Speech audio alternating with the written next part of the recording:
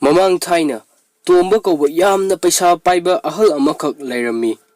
Mahakna malemda leiriba fajakhraba pot mayam asidagi ayekpa laimuk khoidajaba leite. Numit khudingi mahakna ayekpa lai asibu leiba sum henjila ammi. Nomadi tombana numidang wairam adaida laikagi bazarda ayekpa lai leiba chalammi.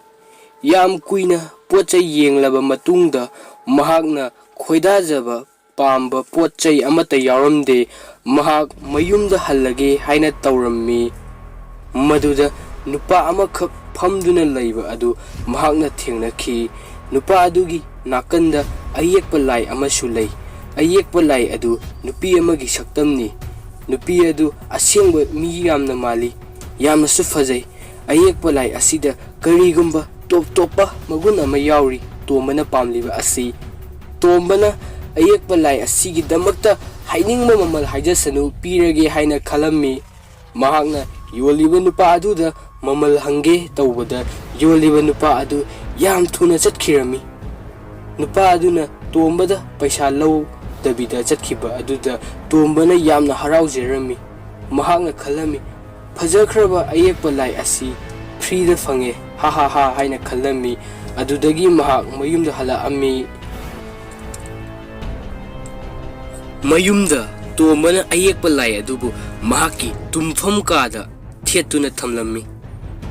Numidang tarami tombana tummage haina tawba matamda masada hainadaba ama fawrami. Kanagumba mioi amana mangonda yengbagumna khalammi. Numidangda faglangda theliba lai adu mayek sengna uramde. Maduda tombana mi amana mahaki nakanda lepagumna khalammi. Adudagi ayekpa lai adugi makhut adu mafam hongbagumna tawrammi.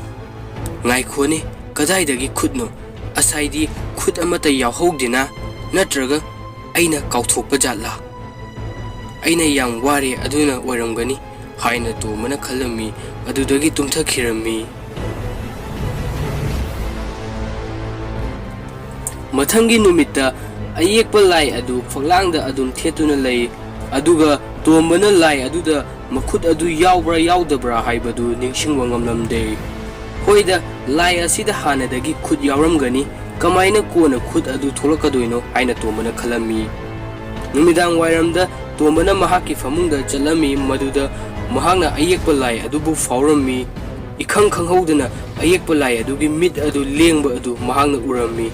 Tomba wakhal yamna khalami mahak tumba yaramde matau karamna uthokpano haiduna mahakna aigi wakhalna sagatpa oiramganida haina khalammi.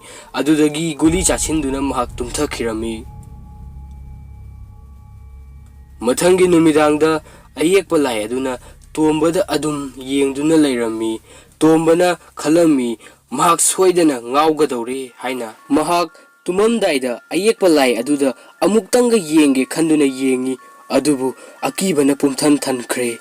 Mahak soryam kanna honba hawra'ami. Mahaki thamoi adu chongthokadawdan tawrammi. Ayekpa lai aduna yamna akiba maongda noktuna tombada yengammi. Mahakna ayekpa lai adubu fi amana kupsinduna leibak makhada thamge haina khallammi. Aduga ayukta ayekpa lai adubu yonthokhrage haina su khallammi. Tombana hek haugatke tawbaga nupi adugi makhut adu tingthorai. Tombagi manak tamna. Tomba yam kimanbadagi masa adu lengba fawba ngamlamde.